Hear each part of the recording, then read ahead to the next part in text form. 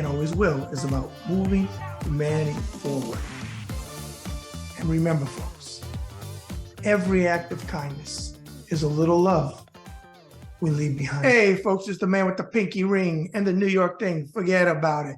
Bad Brad Berkwitt, and you're watching another episode of the Bad Brad Berkwitt Show on the Ringside Report web TV channel. So make sure you hit that button, whatever corner it's in, and subscribe. Leave your comments below the episode. Always personally respond to you. Now, as well, follow me on Twitter, and my handle is @BadBradRSR. Again, it's @BadBradRSR. And check out my great writing team on ringsidereport.com. All right, today, folks, is Sunday afternoon to be exact, here in undisclosed location, and you know why. So my guest is a gentleman who is retired, former senior executive from NBC Universal. He is also entertainment, pop culture, and lifestyle expert.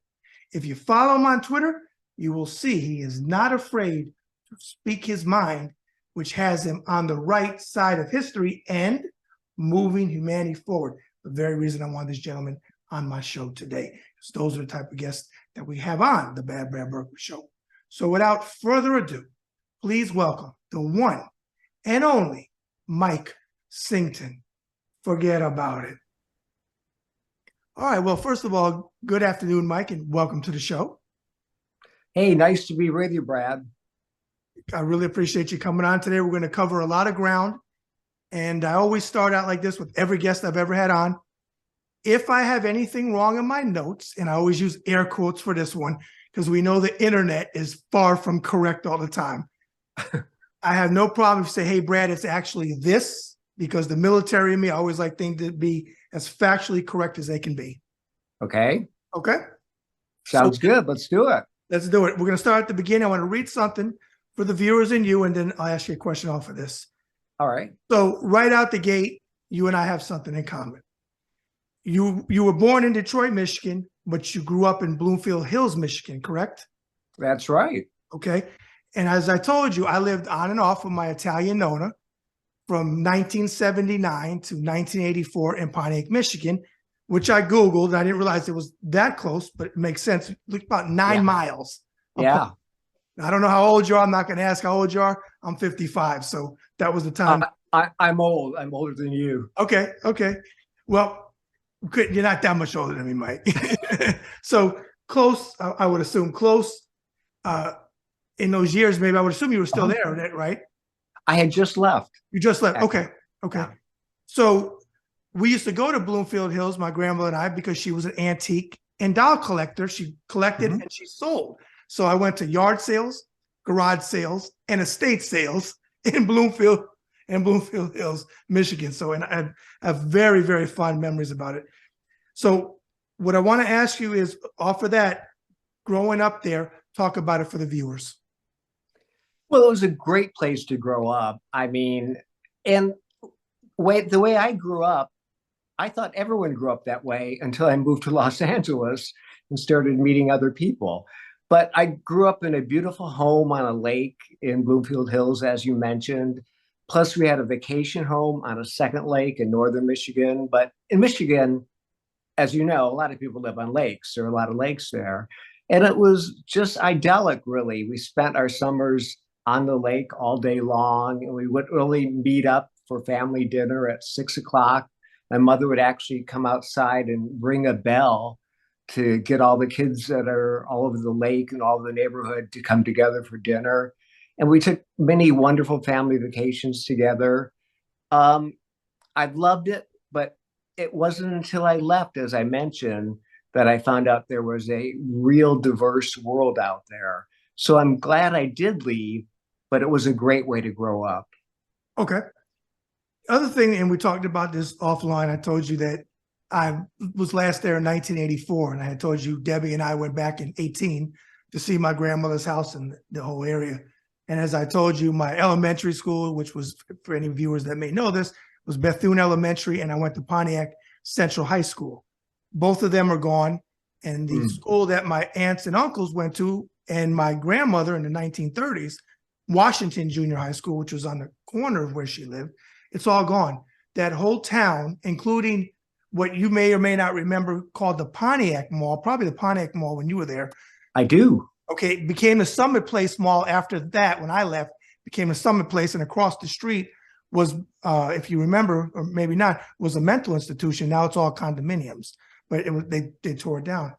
That town, my grandmother's house is still standing. It still looks charming, but is decimated. It's decimated. Downtown area with the historic buildings, just decimated.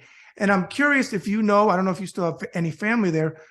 What, I mean, I know they're gonna say economy, but do you know in particular what leveled Pontiac like that?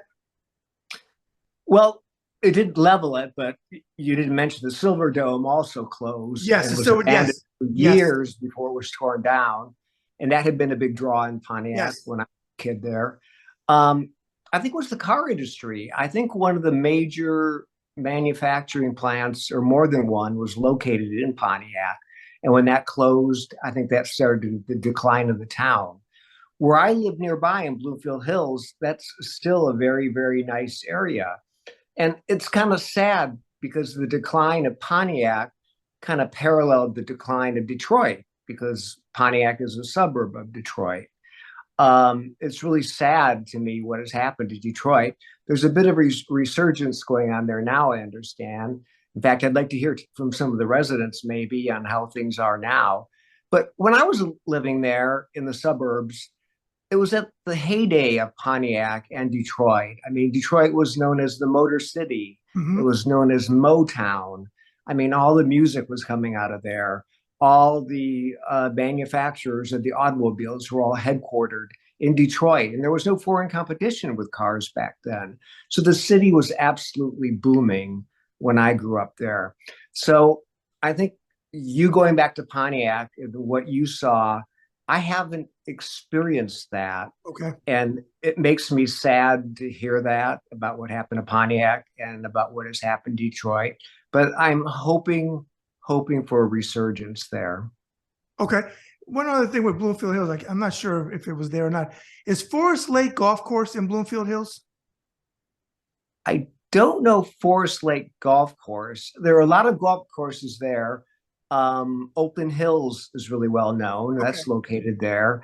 And they're also known for the Cranbrook Institute, which is pretty well known. Okay. Great cultural facility in the town. It's a very small town. It's adjacent to Birmingham, Michigan, which has a small downtown area. But Bloomfield Hills itself is completely suburban. It's mostly single family homes. Okay. The reason why I asked this, I caddied at Forest Lake and Pine Lake. And I got to, since you went there with Birmingham, I got to go there too. My grandmother, God rest her soul, Italian side of the family, Aurora Campanello, did not believe in checks. It was I don't know why she didn't like writing checks.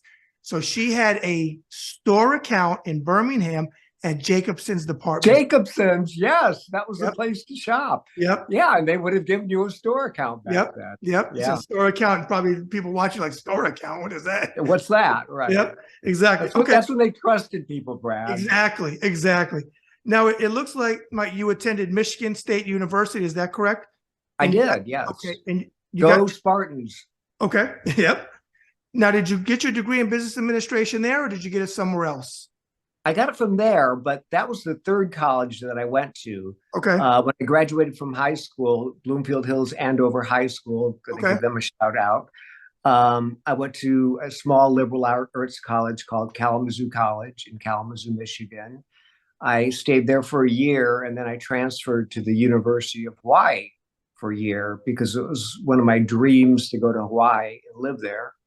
I had that experience, and then I got homesick living in Hawaii and missed my family and friends terribly back home. So then I transferred to Michigan State and finished up my last 2 years there. Okay. Talk about that time in your life going to school there.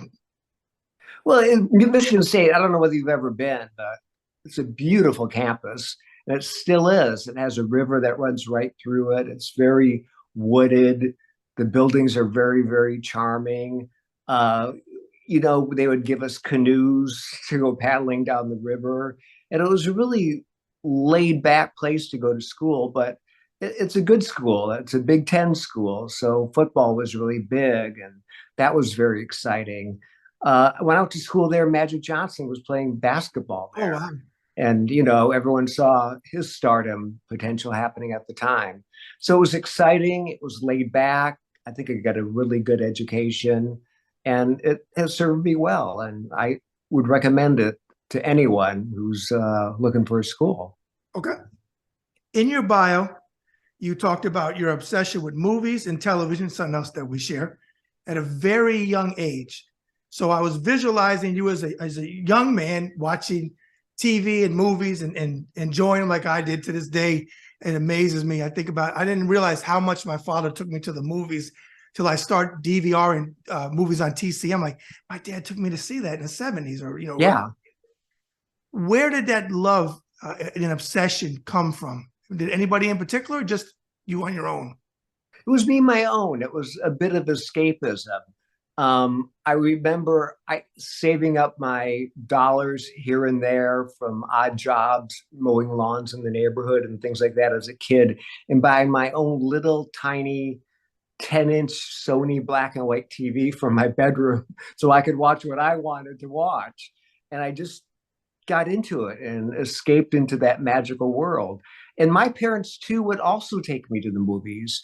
They would take my brothers and sisters and me, but sometimes my mother would take me alone or my dad would take me alone.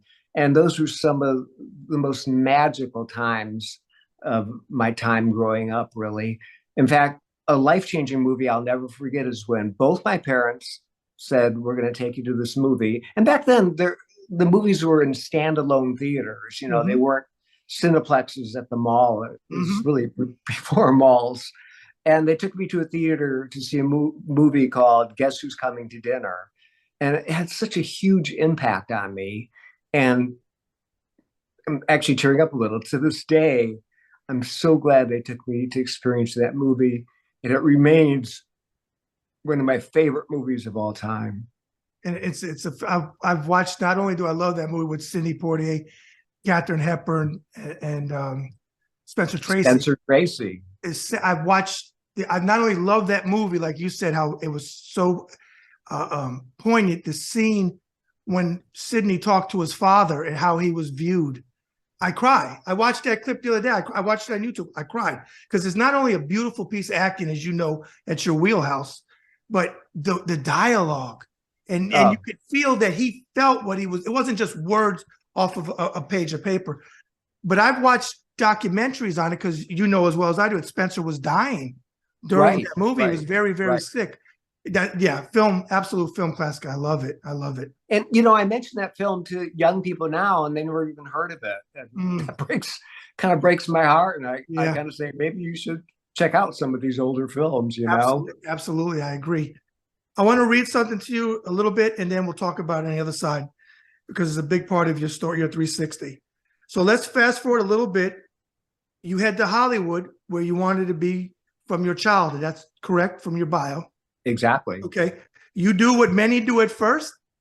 You wait on tables, which is, you hear that story all the time. And I love that you said that in your bio because it's real. So from there, it lasted, wait a minute, Brad, it only lasted a couple of days. Oh, okay, but you still had it in your bio. But go ahead. Okay. I'll tell you why I left that and went on to something else. Okay. From there, you get a little taste of Hollywood. I'm reading most of this from your bio. You get a little taste of Hollywood industry where you land some commercials. So far, correct that part? Yeah, I actually landed some commercials back in Detroit. A neighbor of mine in Bloomfield Hills was an advertising executive for General Motors. And when I was 16 years old, he goes, "Hey, I need some teenagers in a Chevrolet ad." It was a print ad. He goes, "Can you bring some of your friends from high school down? We'll take test shots of you and select some of you to put you in the magazine ad." And I was one of the kids that they selected. And he pulled me aside and he goes, "There aren't really any 16-year-old male models in Detroit, and we're looking for them all the time for car ads," because all the advertising for the car industry was done out of Detroit at that time. So he helped me get an agent, and that kind of took off in a small fashion and really gave me a taste of Hollywood. Okay. Because I started doing TV commercials for the car companies, and I was always the teenage kid in the paper car brochure you would get at the car dealership. and did the newspaper ads. And then the local supermarket chain there which was called Farmer Jack's, I remember picked it. me to play their stock boy in all their newspaper ads. So I was holding up whatever was on sale that week in the Detroit News and the Detroit Free Press. And then Kmart, who was big at the time, was also headquartered Yep. near Detroit, and they would take me to do TV commercials for them. And then Hudson's department store, which was headquartered in Detroit, would hire me to do their ads. So I was looking in the newspapers locally all the time, but also several national magazines and national TV commercials. So that actually started In Detroit. back in Michigan, Okay. and Okay. helped really drive me to Hollywood. Okay. Well, that leads into the part of this is the interesting part. That leads into you going to Hollywood, and then you got a job at Universal Studios as a tour guide, correct? Exactly. Okay. I thought while I was waiting tables, this doesn't make sense. I had heard about this studio tour at Universal when I was a kid growing up in Michigan. It's pretty well known. I thought, wouldn't it make more sense if I'm working a part-time job to do it at a movie studio than in a restaurant, since I'm in Los Angeles? Okay. So I remember I drove up to the gate. I didn't know anyone, didn't have any connections. I said to the guard at the gate, I'd like to be a tour guide. What do I do? And I'll never forget, he laughed at me. He said, well, you're not going to get that job unless you know someone. But I applied anyway and ended up getting the job. Okay. And I'm going to have you talk about that a little bit more in depth. So an 8-year-old version of me in 76 traveled with my father from Miami Beach to California. He was trying to resurrect get back and act. It didn't work out in 76. But he took me to Universal Studios. So before I have you tell the rest of that story, because it's a really interesting story. In 76, they had, when you went on, I guess it was the trolley or whatever it was, they had where you go by the water and Jaws comes up at the thing. Sure. Was that still there when you were? It was there when I was there, and it's still there today. Okay. And also they had the $6 million man. You'd go in the thing and it would shake. And I think it was from the episode with Bigfoot where the thing starts shaking like this. And it was one of Lee Major's episodes of the $6 million man. Was that still part of that when you were there? That was there. It's not there anymore. They tore that down and turned it into a Fast and Furious attraction. Okay, there you go. So a couple, if taken from your bio, a couple months into the tour guide job, you decided to rewrite the studio tour script and send it to the studio's president's office. Is that true so far? Yes. What I had been giving the tour for a couple of months, and it was scripted, and the training, there was no formal training. They handed you a script and had you take several tours until you felt comfortable with it. And then you did the tour scripted for one of the tour managers, and they either passed you and gave you the job or you were let go at that time. I got the job and I did the scripted tour, and I always thought this could be so much better, you know? So at home on my own, I took out a legal pad, and over the course of several days, this was before computers or anything. I didn't have a typewriter. I hand wrote my version of what the studio tour should be. And it was 2.5 hours long at the time. It was several pages long. And I stuffed it into an interoffice envelope and addressed it to the president of the studio. I attached a note and I said, you don't know me, but I'm one of your tour guides. And I think this is how the studio tour should be presented. And a few days later, I got a call from one of his assistants who told me he wanted to meet with me. And he had my sheets of legal paper in front of him. And he goes, you know, Mike, this is how I always envisioned the tour too. He goes, I'd like to take you out of the tour guide ranks and have you create a program to formally train all the tour guides using this as the new base script. So that was my first real big break at Universal. And it was only really a few months into a job. So, and if I could give some advice here to anyone at a job, I mean, if you want to succeed, you got to go above and beyond. You can't just do what they give you. You got to look at it and think, how can I make this better? And then suggest it somehow. I think I was probably a little bold at the time, me just shooting it off to him that way. But, you know, kid from Michigan, I really didn't know what I was doing, wasn't that business savvy. But it worked. And it really put my career on a fast track at Universal. Okay. Now it looks like you retired from Universal, correct? That's what your bio says. I did. I retired early. I mean, I was there a couple of decades, made some great money, and just invested that money the entire time I was there. Okay. And today it looks like you're known as an entertainment and pop culture guru. That was what I took that from your bio. So for the viewers, what are you doing with the entertainment and having all that knowledge? How are you doing shows? Are you doing what are you doing with it? Yeah, what happened was working at this huge movie and TV studio, and it's a real working studio in Hollywood. It's not just a theme park. The theme park is part of it. But I I saw everything. I mean, I was on all the sets and everything filmed there over the decades. I was there, classic movies, classic TV shows. And I saw a lot and learned a lot about the movie and TV business. And in my latter years there, well, wherever I went in my personal life, people seemed fascinated with my job. And they would always ask me about it, like, who did you see? What did you see? You know, what's happening there now? And I thought people are really interested in this. So Twitter was fairly new at the time. And I just started a Twitter account and started shooting out tweets about what was happening at Universal and kind of taking people behind the scenes with photographs of things I was allowed to take photographs of. And it really took off among the Universal fans because this was the first time a studio executive was really tweeting about what was going on at the studio. So it started getting really popular. And then I got called into the VP of Publicity's office. And she said to me, you know, we really like what you're doing on Twitter. Could we start working with you on this? And I go, sure. And then they would start feeding me things for my Twitter feed, you know, shows and movies they wanted promoted and new attractions coming up and things like that. As long as it you know, fit my brand, so to speak, I would go ahead and tweet it. So then it started getting bigger and bigger. And then I thought, well, I can expand this if I go beyond Universal and start tweeting about Hollywood and pop culture and celebrities in general. So that's what I did. And then the thing really just exploded at that point. So what that has led me to is becoming known as someone who has expertise in pop culture and the entertainment industry. It really got my name out there. So I get contacted quite frequently by radio stations really around the world, TV stations around the world when something is happening in Hollywood.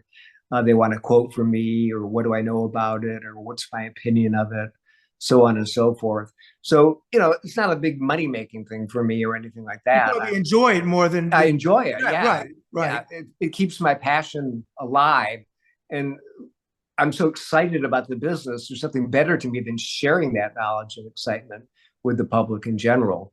So that's how I kind of morphed that career into this social media brand that has been doing really well, actually. And it's been monetized. I get approached all the time. I get invited to every screening in town. They want me to come and say something hopefully positive about the movie and things like that. I get invited places to view movies and TV shows. Monday, I'm going to the For Your Consideration event for NBC Universal to, you know, learn all about their shows they're promoting for the Emmy Awards, and they're hoping, obviously, I'll promote that on my Twitter feed. Okay. So it's been a ball. Like I said, not a great moneymaker, but so what? Right. You know. So let me ask you this: a thought off of what you just said. And you'll know these names, maybe the younger viewers won't, but I know you'll know them as soon as I say them. You know, one of them's a little bit before our time, but the Hedda Hoppers and the Rona Barretts and the Rex Reeds and people like that were entertainment, huge at one time. But you don't see individuals like, at least I don't, and I'm not seeing them. I know because maybe it's because social media just changed the whole landscape, but you don't see a Rex or a Rona or a Hedda Hopper or somebody like that anymore. As big as they were, I mean, they were powerful players, especially Hedda Hopper in her day. But you think that was the business was changed because of social media? Or I think it was social media on both ends. The stars had access to social media, so they could start posting what they wanted and representing themselves both on Instagram and Twitter and now TikTok. So that kind of killed it at that end. And then people started going online and onto social media to see what was happening in the world, coming to people like myself.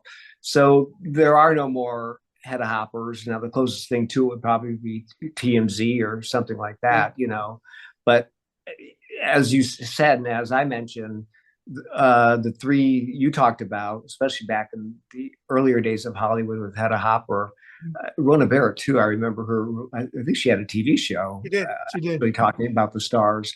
I mean, they were huge. That's where people went to get their information on the stars. But the whole system has changed. There's no longer a studio system where studios back stars to create stars, and the studios just to dictate who you were photographed with, who you were dating, to create a whole image for you. Now the stars bounce from studio to studio. Very few are under contract to any specific studio.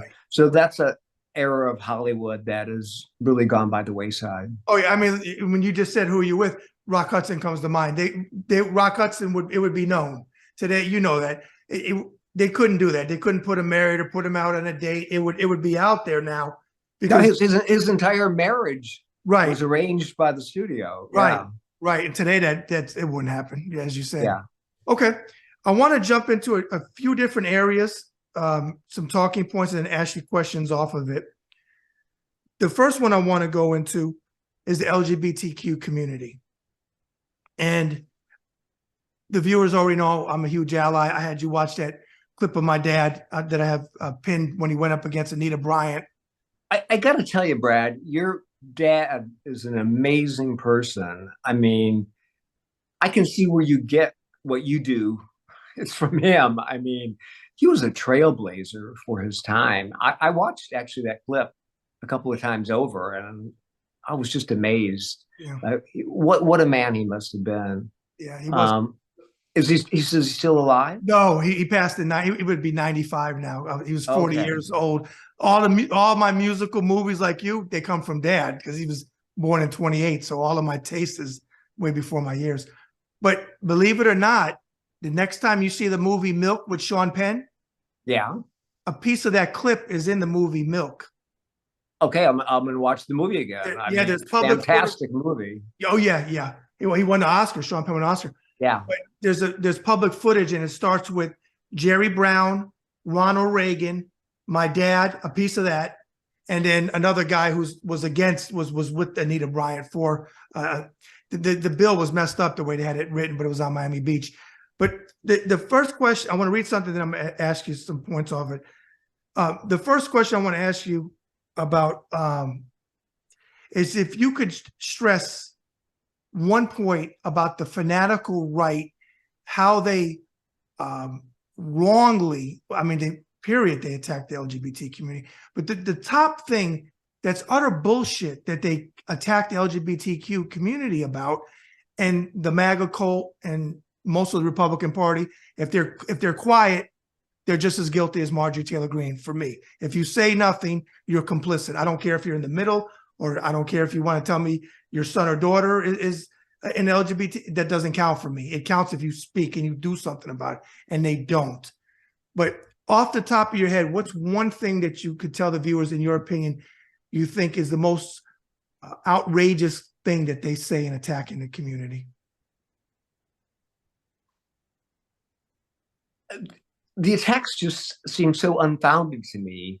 A lot of them tend to base them on religion. And my religion, when I grew up, taught me to love everyone. I think people live and let live, how someone else is living their life. How is it really even any business of yours? We were making so much progress, and now I feel backsliding is taking place with people like Ron DeSantis. And what he's doing in Florida just seems so misguided to me. Even with drag performers, they're performers. Let them perform. I've been to drag shows with my friends for fun, and it's all about having fun. And what I saw, there was nothing sexual about them whatsoever. Are they appropriate for kids? Maybe not, but I think that's maybe up for the parents to decide. But it just seems they want to get into the business of everyone else's life, and I just don't get it. I don't get it. I mean, I'm not in their business, and there are many divorces and what they're doing in their homes. So I think they need to stay out of my house. And I got to piggyback off of that. Two of the biggest mouths is Marjorie Taylor Greene and Lauren Boebert. And what are they doing? Both getting divorced. Lauren Boebert Yeah, amazing, amazing, isn't that? Yeah, right. And she married a sex offender who they're all for family values, but they can't maintain their own families. Exactly. As we said earlier about the clip, that clip will be 46 years old June 2nd. And you made a point that we were making strides, and I feel we were too. Not as much as we should, but we were moving forward. At least we got the marriage equality. It was moving forward. That was moving forward. We're digressing. So what I want to ask you off of that is, you have, and I know it's a small group, but there are some out there, LGBTQ people who support Trump, like, for example, Gays for Trump, founded by, and I'm going to call him a scumbag because that's what I think he is, Peter Boykin. I don't know if you know that name. Do you know him? I don't know him. Okay, he Gays for Trump. He's in there with all of the crazy people around Trump. You also have he supported, which I was against. I'm retired military. When Trump tweeted out and General Mattis said, "No, you can't do that." When you had transgender active duty members in harm's in harm's fucking way. It's a volunteer service, like it was for me. Okay.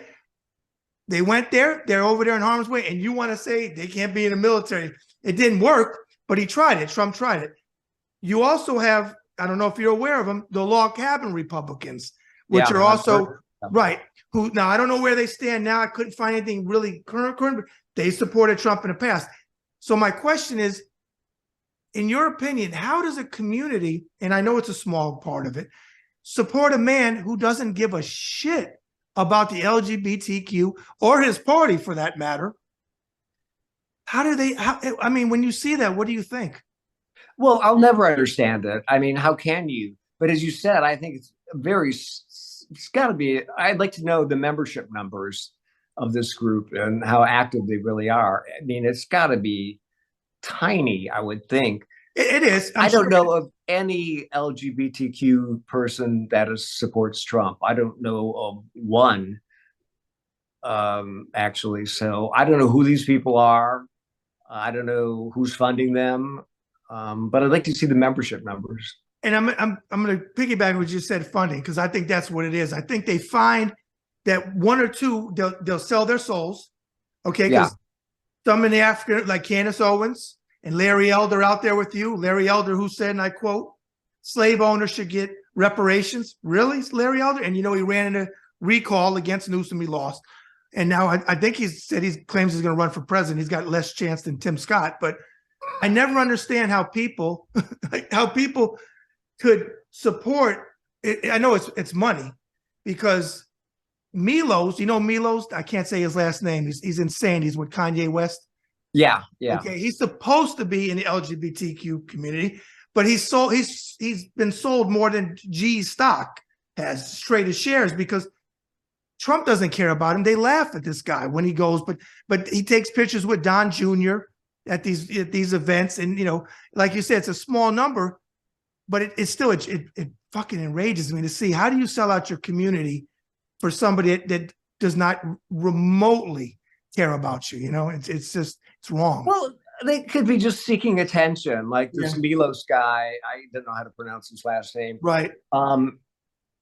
He's been banned, I believe, from every social media platform. Yes. And people don't seem to be want to be associated with him anymore. So, he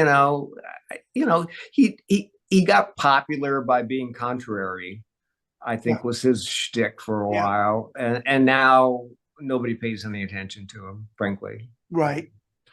What other thing I want to ask you is, what do you feel is one or two things that the Biden administration has either started or needs to go further in pushing LGBTQ rights forward? Well, I don't know what the extent of his executive powers are, but I think he needs to put some things in place for more protection nationwide, because I mean, it's really breaking my heart seeing what Ron DeSantis is doing in Florida.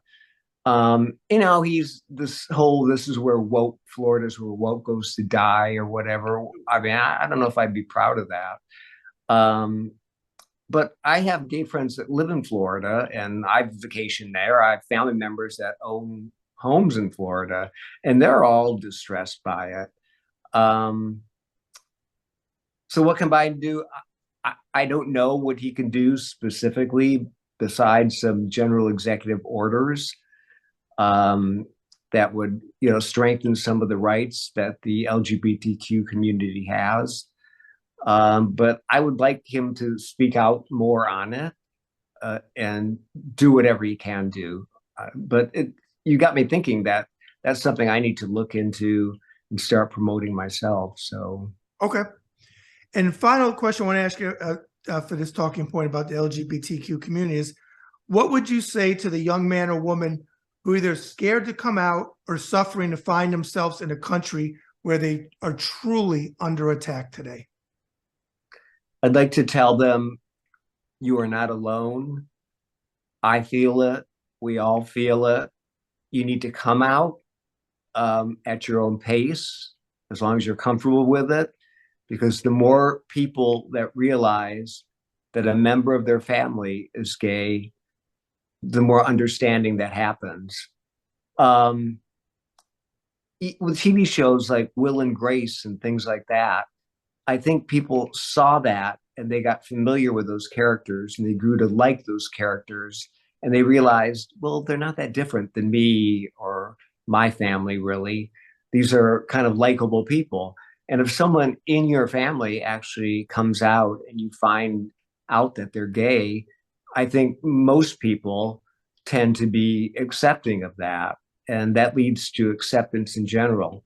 So I'd like to say to that young person, you should really consider coming out, as long as it's something you're comfortable with, because that can make a big difference. And there's a huge, huge community out there, both straight and gay allies, that will stand up and support you. And the people that are going to try to bring you down are really in the minority. Okay. Want to get into the next talking point, something we have in common, our disdain for Donald Trump. So I want to ask you some questions. What makes you think that? Well, it's probably your Twitter feed with your massive. Oh yeah, you have to ask me, if your Twitter feed is supposedly about pop culture, celebrities, entertainment, why are you even tweeting about Donald Trump? Because I get trolls that ask me that all the time. So I hope you ask me that. Right, but you know what? But you know why? But my answer to them is, it's my Twitter feed. You can do what you want with it. And you know what? You can do entertainment and move humanity forward and fight for democracy all at the same time. But so it's your, people always want to tell you, be honest with you, I probably block more liberals than I do MAGA, because liberals like to come on my page and tell me I have no problem saying what I mean, ever. I'm a New Yorker. I was in the military for 20 years, 28 days. I have no problem. You saw my dad, he didn't have no problem saying what he meant. But just say, you meant, no, I didn't mean to say that. I meant to say what I said. And it's like, that's the one thing about social media I don't like. It's like the guy in the bar or guy, you and I are having a conversation, and they're on the other side and they hear us and they want to come over and interject like they know us, and, for 20 years. And, well, you should have said this, Mike. You should have said this, Brett. No, we said what we wanted to say. So, and I do see the MAGA that comes after you. I laugh because they all have the paid for blue checks. I swear, I don't know what happened. They all have blue checks now since Elon opened this blue check thing up. And what happens is their replies get surfaced to the top because they bought the blue check. Yes. So I'm reading the replies, and it's all these MAGA fans trolling me. But then once I get beyond those top 30 people, then all of a sudden the comments get really positive. Exactly. They fall near the bottom where those people didn't buy the blue check marks. Exactly. But I'm tweeting about Trump and my disdain for Trump because, to me, he is a pop culture figure. I've never taken him seriously as a politician, a president, or a statesman. And before he even ran or considered running for president, I would occasionally tweet about him, but from the standpoint of entertainment and pop culture when he was hosting Celebrity Apprentice.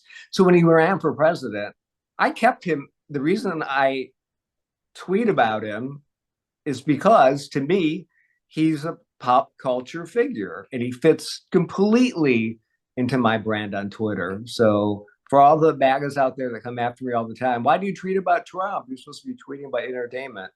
Trump is entertainment. Well, Trump is you entertainment. want to know how I can back up what you just said? How? I'll back you up with Trump's own words. Yeah. Just look at the deposition in the E. Jean Carroll case Yeah. when Robbie Kaplan asked him, "So you think you're a star?" And he said, "Yeah." Yeah. So presidents aren't stars. They're not stars. John Garfield, Spencer Tracy were movie stars. He was a star when he was on Celebrity Apprentice, but he's a president. I know that's a public, huge political figure, but I don't look at the president as a star. Ronald Reagan was a movie star. Right. He was in Home Alone, and he sucked in that with Macaulay Culkin. And I think he got you know what? Wait, you know why he was in Home Alone? Why? It was in his contract that he would let them film at the Plaza Hotel, which he owned, if he could be in the movie. Of course. So that's why he was in Home Alone. There you go. Always looking out for himself. Of course. I want to read something, and we'll talk on the other side about the entertainment industry.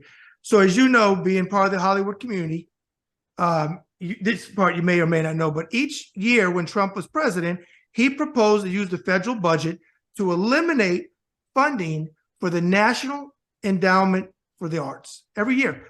But the agency survived largely by relying on bipartisan support in Congress. So he wanted to cut it, but he couldn't.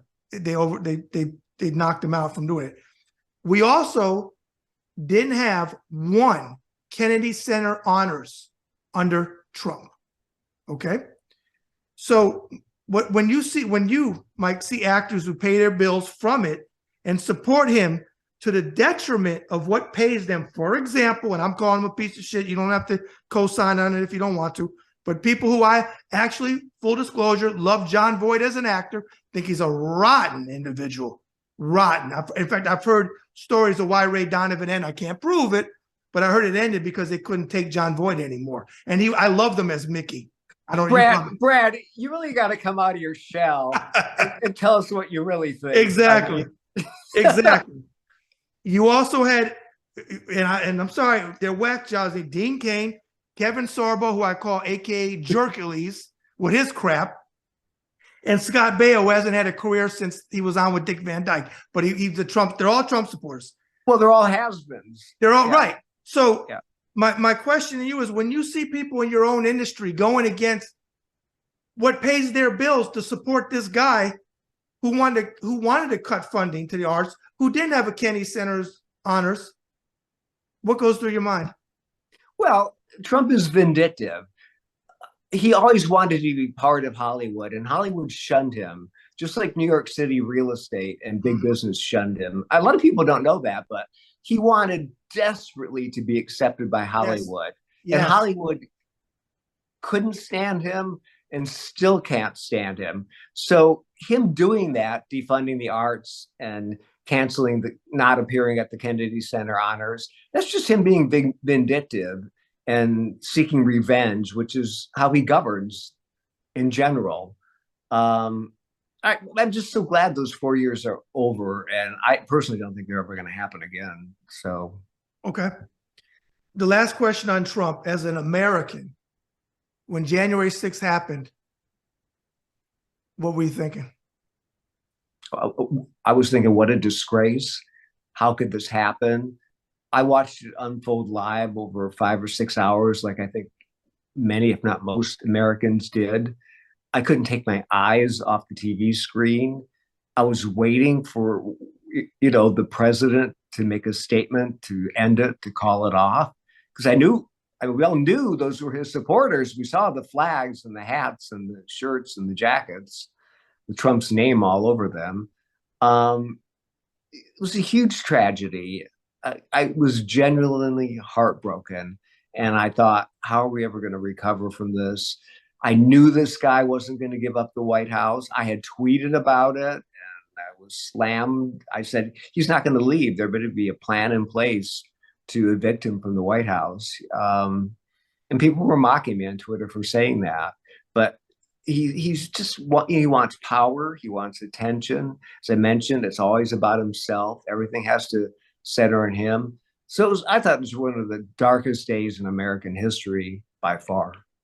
And you mentioned speaking out. He tried to say Black Lives Matter and Antifa, like Black Lives. It's so insane, Mike, to think that they would go and spend money to wear his flags and his paraphernalia going there.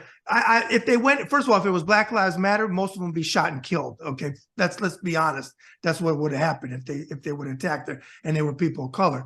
But you mentioned for hours, 187 minutes before he made that effing video. We love you and go home.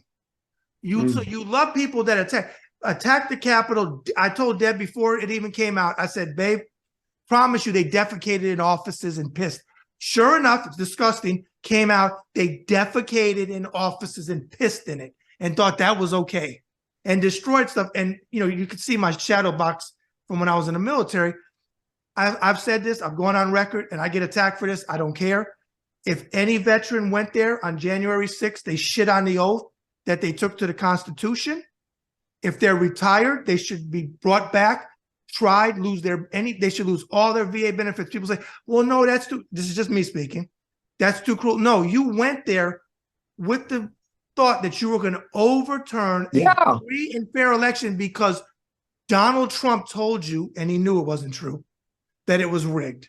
And as well as I do, that's all those court cases, one case out of all of them, Trump judges, all of that said it was bullshit. So you're preaching to the choir. I felt the same way. What I want to do is segue into the second half of the 360. These are just fun, random questions. Okay. Whatever you answer is the right answer. So, and some of these you're going to love because you're an entertainment guy. So, do you have a favorite genre of movies that you enjoy watching? Rom-coms. I love a good romantic comedy. I like movies about real people and real stories. So rom-coms are my favorite genre. Okay. Now this is probably too hard. Are you gonna tell us what yours is? Oh, Mafia. Gangster. Oh, I already told you my dog's name is Santino Corleone. It all makes sense now. Yeah. If we were shooting downstairs in my man cave, you'd see all the Godfather posters, 1, 2, and 3, even though 3 wasn't so great, and Scarface, but and Goodfellas, my Mafia. I love gangster films, love them. Okay. So this may be hard, so I'll say I asked favorite movie, but if you don't have favorite, what's a movie you could put in and watch over and over and over again? Well, I mentioned Guess Who's Coming to Dinner, yes, and I have watched that over and over again. Okay. I'd say also Schindler's List, The Elephant Man. I kind of gravitate more towards the classics. Okay. Confession, I watched The Wizard of Oz over and over and over and over again, and I still find it a delightful film. So those are just a few of my favorites. Okay. Out of curiosity, when you worked at the studio, did you ever meet Liza Minnelli? I have never met her, no. And I would like to, actually. Yeah, it was talented lady. What did you think of Judy? Who was that? Renee? Was it Renee Zellweger that played her? That one? Yeah, phenomenal. Yeah. Did you see it? Oh, yeah. Yes. Yeah. I thought she was phenomenal in it. I believe she won the Oscar for that role as well.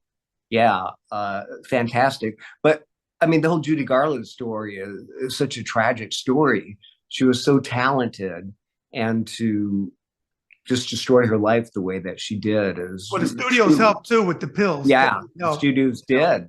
Yeah, the way they worked her, and it all comes out in the movie. Yeah, yeah. So, here, trivia guy, what was her real name?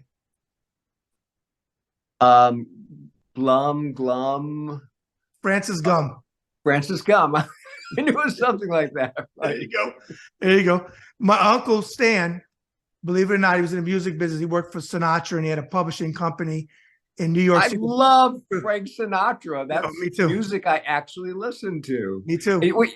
You're kidding. I want to hear those. Yeah. Oh yeah. He worked for Sinatra's publishing company in the 50s. He was good friends with Judy a couple years before she died.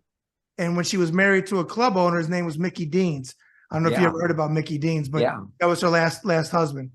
But he loved her. He said and to me, one of the greatest albums ever is I think it's 62 Carnegie Hall concert. I don't know if you ever heard it. I have. It's fantastic. Yeah, fantastic. Yeah, I loved it. Do you have a favorite? Could be any era TV show. Because there's so much good TV on streaming now. I mean, these are kind of current, but I'm obsessed with Succession right now. Okay. The way it's really, Fox News.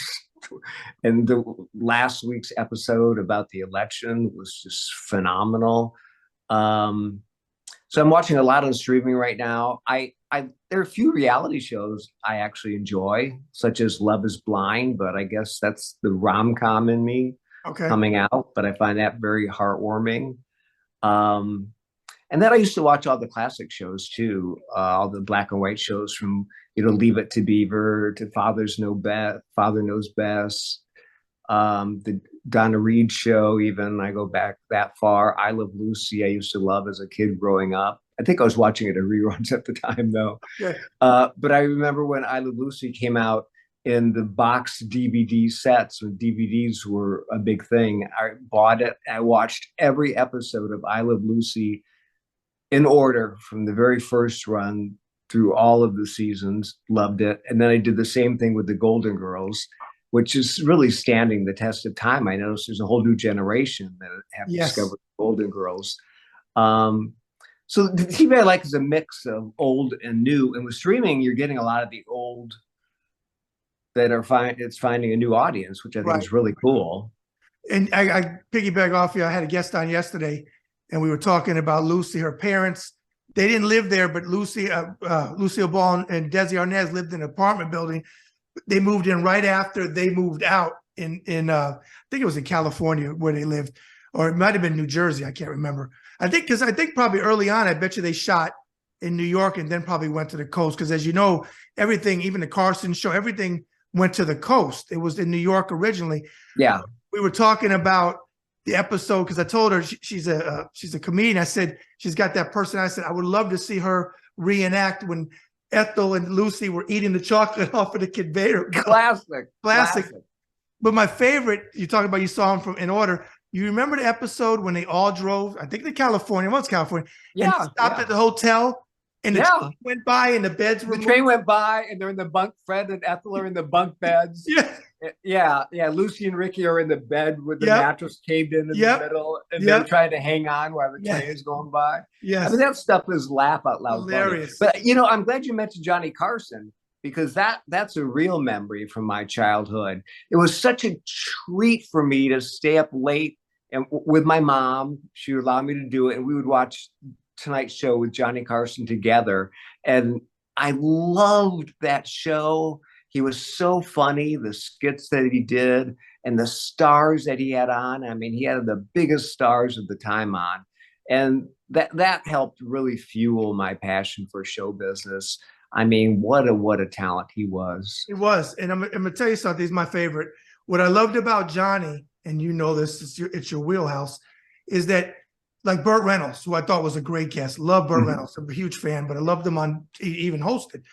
When Johnny had somebody funny, he let them roll. If he had Rickles on, he let Rickles, and Rickles is my favorite. He let him roll. I'm not going to name any names, but a lot of hosts today, they try to out funny the funny guy. If Robin Williams is on, you just let Robin Williams go. And then Johnny would come back with some funny shtick, because you were talking about Johnny. You remember the episode when Johnny had Don Rickles broke his cigarette case? Do you remember that episode? Yeah. Oh, hysterical, classic. And he takes the long mic. People need to look it up on YouTube. Yep. Yeah. He takes the long mic and he goes over to Rickles where he's filming on the set. I think it was Universal Studio. I think it was NBC Universal or wherever it was. But and Rickles is shooting CPO Sharky. So this is the 70s. That's right. He had come over. He From said, the you set. you broke my box. And he said, Johnny Carson. He's like, you don't have to tell them that's me. They know it's me. Hilarious. Like you said, look it up on YouTube. I loved him. Brilliant. Brilliant. Wait, now you mentioned Burt Reynolds, and I don't want to let that pass because okay, go ahead. Young people today have no idea who Burt Reynolds is, but at the time when he was popular, he was the biggest movie star in the world. And again, young people don't even realize that. And here's my intersection with the Burt Reynolds world. Right after I moved to Los Angeles and started working as a tour guide, I was looking for a place to live, and a fellow tour guide said, well, I'm staying at Burt Reynolds' house for the summer while he's filming with Lonnie Anderson back east somewhere. And I'm like, you're staying at Burt Reynolds' house? What are you talking about? He goes, yeah, and he's got a couple of guest houses there. I'm in one, and there's one that's vacant. If you want to move in there, I'll check with the house manager. I'm sure it'll be fine. I'm like going, what? Pinch me. What are you talking about? So the house manager approved it. I'm sure he got the okay from Burt, but Burt didn't know me, but just went on the recommendation of this tour guide who was a student of Burt Reynolds. He actually taught acting at an acting school in Jupiter, Florida. And the kid was working as a tour guide. So he knew Burt Reynolds, trusted him. He goes, yeah, you can let your friend Mike move in, apparently. So I drove over to his house in Bel Air behind gates. And it's just like, something I've always imagined. And I drive in, and my tour guide friend is there, and he's showing me around. And he goes, now this is your guest house. I'm like going, I get my own guest house? This is so crazy. And it was beautiful. And we had 3 months there. He was living with Lonnie Anderson, but as I said, they were gone filming. And the most beautiful mansion in Bel Air with beautiful views, #1 movie star in the world. And we would spend our summer days off from the tour laying out by his pool. And you're on the lounge chair. You just, before cell phones, you'd pick up the phone. You'd order whatever you wanted from the kitchen, and someone would bring it down to you. And then we would have movie nights where he had a projectionist on call, and you could select any movie, and they would actually rack it up in the projection room.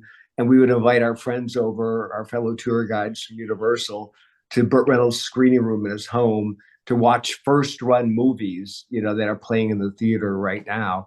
And it was one of those magical experiences of my life. We would have tour buses drive up in front, they yelling for Burt and Lonnie to come out, and I would come out and wave, and then they would start taking pictures of me, and they're like going, who are you? Who are you? And I'm going, just a friend. And then the people would say, that must be Lonnie Anderson's little brother or something, because I had really blonde hair at the time.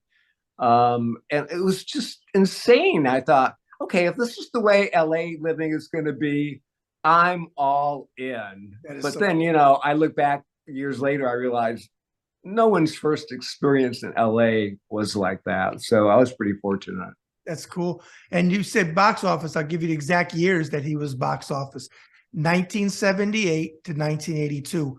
He was the #1, as you said, #1 box office star in the world. And I'll also give the man credit because I know he made a lot of movies about the South, and you'll see Confederate flags in there and stuff like that when he played the character Gator. But I want to tell the viewers that don't know about him, Charles Nelson Riley was gay. I'm sure you're well aware of that. Yes.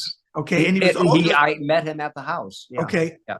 He was a very good friend of Burt Reynolds, and Burt Reynolds loved him and employed him when his career wasn't as big as it, because he was very big at one time, especially I think he was on Broadway and everything. He also put in the show that he had, Evening Shade. He loved Ozzy Davis and Ruby Dee. He loved them. So people that don't know about Burt Reynolds and just see, well, he was in, Smokey and the Band, and you see the South and you see the Confederate flag and all that, which I can't stand the Confederate. Research the man. And he also in his biography said that because he owned a piece of a team in the USFL, and Trump owned a piece, or he owned one of the teams, and he ruined the USFL. And Burt Reynolds said that in his book, that it was Donald Trump, because everything, like that book said, everything Trump touches dies. So he's not a successful businessman, and that ties into Burt Reynolds too. You kind of talked about it a little bit early on, but what is one of the most memorable childhood memories for you? I know you talked about going to the movies with your mom. That was one of them. Do you have another one that pops up? Yeah, it came to mind immediately, actually. I had two brothers and two sisters, so five kids. So I'd love to ski. And in Michigan, a lot of people ski. People don't realize that. We don't have mountains there. We have really, really big hills.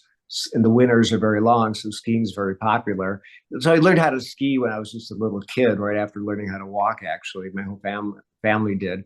But anyways, one day my dad came up to me. He goes, "Hey, you want to go on a ski trip?" I'm like, "Sure." We would go all the time as a family. It was just me and you. I go, "Really?"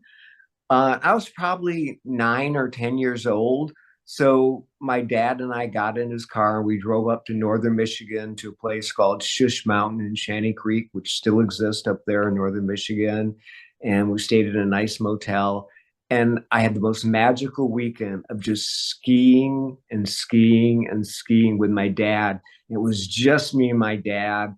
I didn't have any brothers and sisters to compete with for his attention. And to have that focus on just me for those 2 days, I will never forget that as long as I live. Okay. Did you have a favorite class in elementary school that you like to take? Well, in elementary school, there weren't really different classes. Right? Were they Subject. Okay. I remember staying in one classroom in elementary school. We True. didn't start moving around until junior high. Okay. Yeah, I loved art. Okay. Artwork. So whenever we were doing artwork, whether it be painting or drawings or pottery, I really got into that. I was really bad at math. I liked English. And that math thing, it really stood in my way. And let's talk about the value of teachers for just a second, if we could. So I always hated math, was never good at it, all through junior high, all through high school. And then when I went to the University of Hawaii, as I mentioned, they were looking at my math background and my math grades. They weren't really happy with it. And I told them, I said, I just don't understand math. I didn't get algebra. I didn't get the point of it. I didn't get trigonometry. And they said, "We have this class we want you to take. It's kind of an introduction to math to start people over who never really grasped math." And I had this teacher, professor, I guess, because it was college, and she turned me on to math. And I'm like, now I finally get math. And no one ever was able to do that. But she just had such a way about her of making a young person understand a subject with empathy and compassion, and kind of saying, "I get that you don't get it, but here's why you don't get it," and making you see how math works in your day-to-day life, really. No, day-to-day, I'm not using algebra and I'm not using trigonometry, but you're using the principles of that as far as reasoning goes and things like that. So that one teacher really changed things for me. It clicked immediately. Just a couple weeks into the class, and I thought, why didn't I have her earlier, like junior high or high school? But it all worked out, so it's fine. And I'm going to say something to you, because what you just said, how a teacher helped you. A good teacher, I've always said this, is a hero.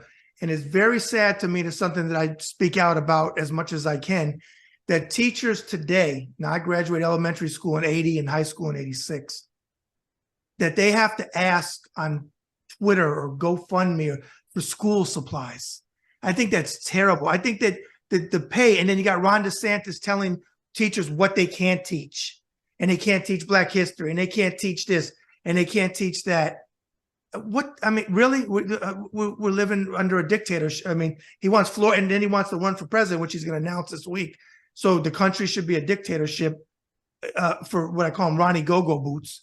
DeSantis, he wants to be a dictator, but you just talked about a teacher many decades ago, or years ago, I should say, that still left an impression on you.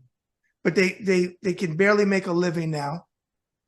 They have to go out and beg for funds to put school supplies, erasers, it's terrible. Unbelievable. It breaks my heart. Yeah. It breaks my, I got a lot of teachers that follow me, and they do those Amazon lists. Some of them, like I say for the viewers, be careful, because not everybody is legit on Twitter. You got to research these things, folks. That's why I don't get involved in a lot of them, but research them because some of them are legit. Some of them are there's and anything you have some scammers, but it breaks my heart.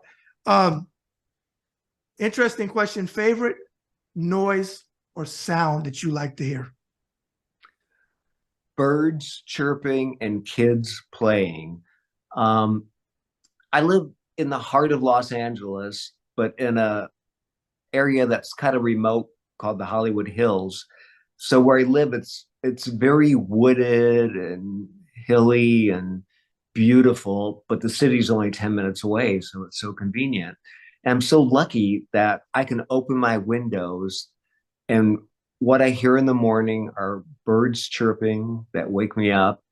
And in the early evening, I hear kids playing in the street. And I think, wow, I am so lucky, you know, instead of hearing gunfire, which is probably happening 20 minutes from me somewhere on some street on some block, to be able to live this way.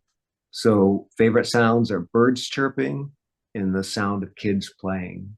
Okay. Just out of curiosity, when you say Hollywood Hills, you're talking not far from the sign, right? Yeah, not far at all. Yeah. Do you know by chance, I got a good friend of mine that lives there. She's in her 80s now. She actually was in the adult movie industry back in the 70s.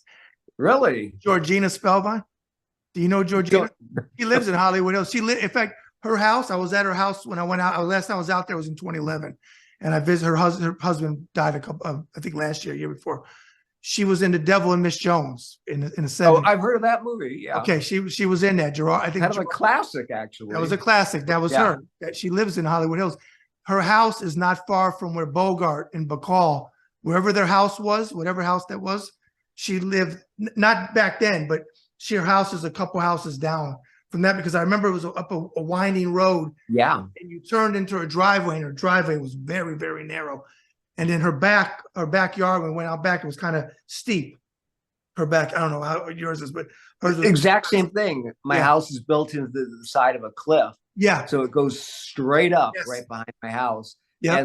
And I live at the end of a one-lane road, and I'm in the heart of Los Angeles. So it's kind of, you know how remote it feels in the Hollywood Hills. Yes. Yeah. Definitely. Okay. Flip that. What is your least favorite noise or sound to hear? Gunfire. Okay. I don't think I need to add anything to that. You need to add another thing to that. I got you. The very first, it could be off the books or on the books, job you ever had.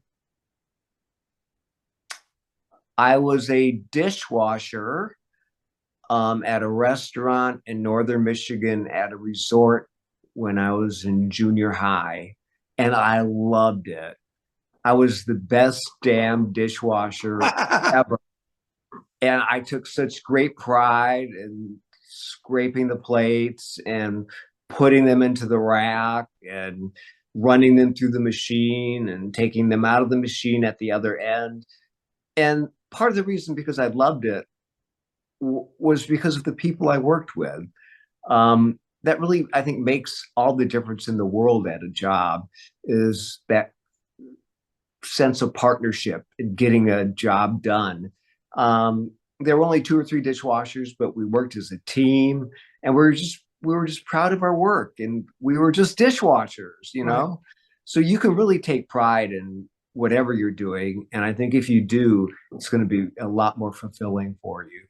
Okay. And that goes back to what you said earlier in our 360 conversation today about doing above and beyond. Even washing dishes, you could wash dishes, or you could go a little bit above. And then you said about the teamwork. So it's obviously something that's ingrained in you, and you took it from every job, whether it was a smaller job or a big job at the studio, which it's in you. And that's a great thing, because then to me, people you mentor, you can't always make people exactly how you want them, but you can mentor them in the way that you hope that they'll be, or they'll see from your example. So I commend you for that. Talking about a restaurant, just out of curiosity, you remember back in the day in Michigan, Sign of the Beef Carver? I don't know that one. No. Okay. I used to go there with my grandma. It was a cafeteria style restaurant. It was. Was it a chain or just? Yes, it was. Okay. And believe it or not, I can't remember where we were at, but I took Debbie.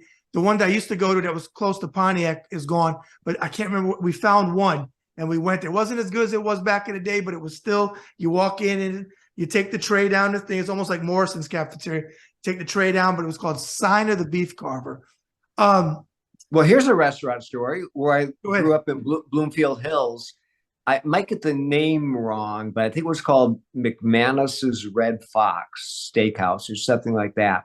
But anyway, it was the restaurant where Jimmy Hoffa was disappeared. last seen. Yep. He met some associates there for dinner, and then he was never seen from or heard from again. Still to this day, of course, he hasn't been found. But that restaurant was so popular in my neighborhood in Bloomfield Hills. I remember that restaurant well. And like you said, with Jimmy Hoffa, but Jimmy Hoffa was found. He's on the 50-yard line at Giant Stadium, right? Really? I don't know. That's what they say. No, you're making that up, I think. No, that's one in the folklore. It's out there. Yeah, if you Google places, they say 50-yard line. Okay.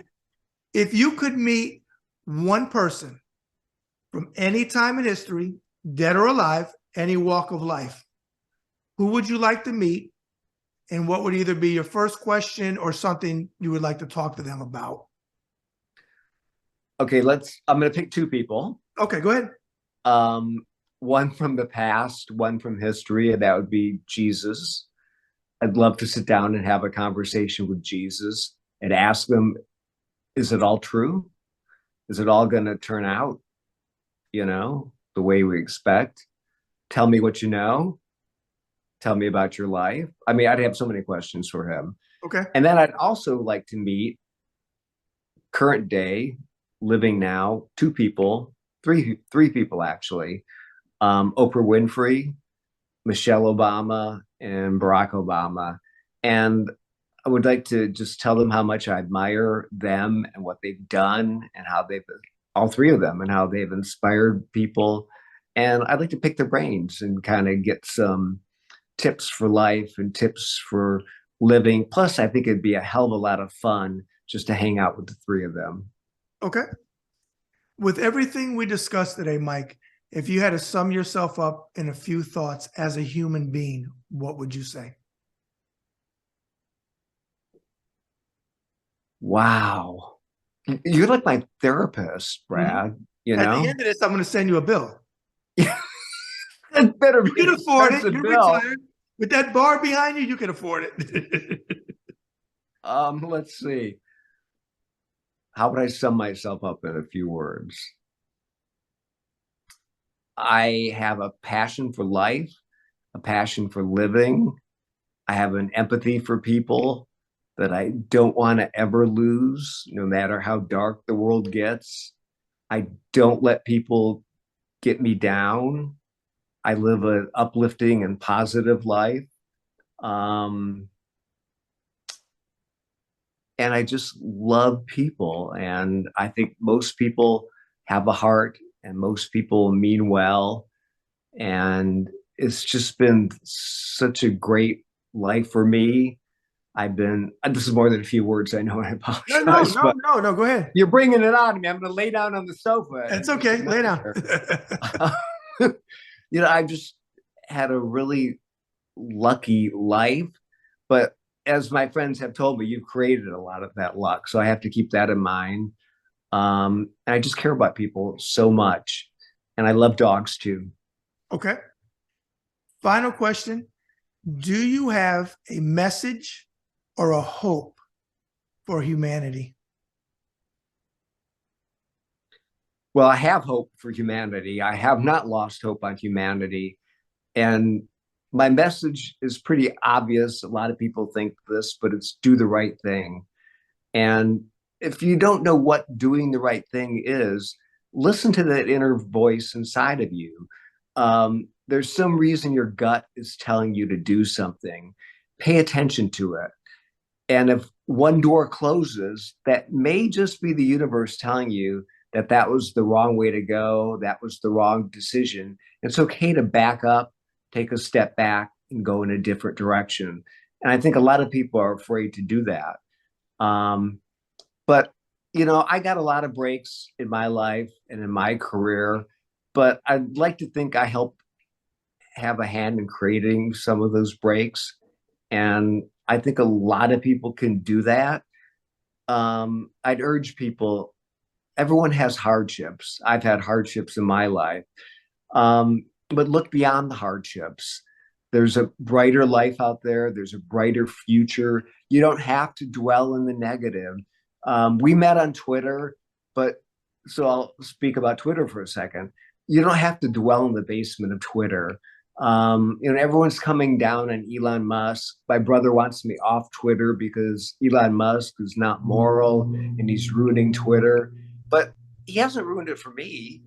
Elon Musk owning Twitter has not affected me whatsoever. So I'm still enjoying Twitter. I've met wonderful people like yourself on Twitter. And I found it very uplifting, actually. So it's all how you approach life and look at life. But do the right thing. Okay. I'm going to close out with a couple of thoughts. I'm going to give you the mic to close out completely. First of all, again, thank you for coming on today. I appreciate it. Sure. I want to thank you for what my show is all about, moving humanity forward. And I'll say this, if I didn't say early on, I think did I always say that I'm calling you Mr. Engagement? I told you that. I know I said before, my nickname for Mike is Mr. Engagement, because you look at his Twitter page, he has some freaking good engagement. Whatever you're doing, continue to do it.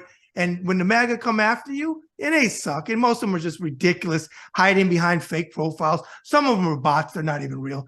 But when you're on the right side of history and you're standing up for the LGBTQ community, you're standing up for people of color and women's rights and the women's right to choose and all of those things, you're on the right side of history, okay?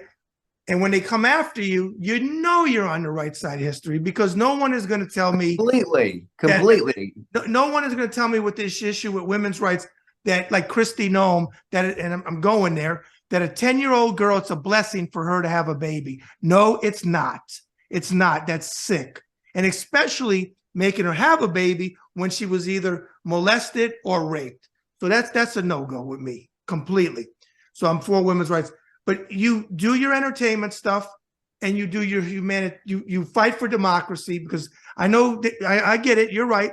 Trump is a celebrity for the stuff before, and he said he was a star. But you also, if you don't realize it, at least I feel, you're moving humanity forward and you're fighting for democracy. I didn't talk about the clip. I could have got into another 30 minutes on guns. We'll talk about it another time, because I know the clip when you were at that resort or hotel and there was a mass shooting. But we'll talk about when I bring you on another time, another segment, because I actually like to bring you back on one of my Moving Humanity Forward panels, because I think you'd be a good guest for that. But thank you for what you're doing. You're more than just entertainment. Yes, that's your wheelhouse and you love it and you enjoy it and you do well at it. But you are moving humanity forward and you are fighting for democracy. And even if you were a Republican, because I used to not have problems with Republicans till Trump. It was Trump. I didn't have to agree on policies, but we could agree that we love the country. Some of them, some. But today it's a whole different ballgame with the MAGA Republicans. So thank you for all that you do. What I want to do is give you back the microphone, close out with anything you want. Well, I just want to thank you, Brad. I got to tell you what a pleasure this has been. I agree with your viewpoint, really 100%. And it's been so great for me being able to connect with you and getting to learn about you and watching your videos and hearing your opinions. So thank you for what you're doing and for speaking out, because I know you're making a difference and people pay attention to you and people listen to you. So it was really an honor being on your show, and I'm grateful to be given the opportunity. So thank you so much. All right. On that note, I wish you what time is it there? You're 2 hours behind me. So I guess I'm gonna have to give you the lottery numbers, because I'm 2 hours ahead of you tomorrow, right? I'll email you the lottery numbers and we'll split it. There you go. All right, Mike. Again, thank you so much for coming on and have a great day. Thanks, Brad. You too. All right. Hey, folks, that's another episode of the Bad Brad Berkwitt Show on the Ringside Report web TV channel. Was Mike not a great guest? Almost 90 minutes. We ran the gamut on everything that you could possibly talk about. And he's doing what all my guests are doing, moving humanity forward and fighting for democracy. So I greatly appreciate that, as I told Mike on the show. So when you see these shows, I ask that you hit that button and subscribe. Remember, it's totally free. Leave comments below. I always personally respond to you. And as well, follow me on Twitter at BadBradRSR. Again, it's at BadBradRSR. All right, folks, remember, every act of kindness is a little love we leave behind.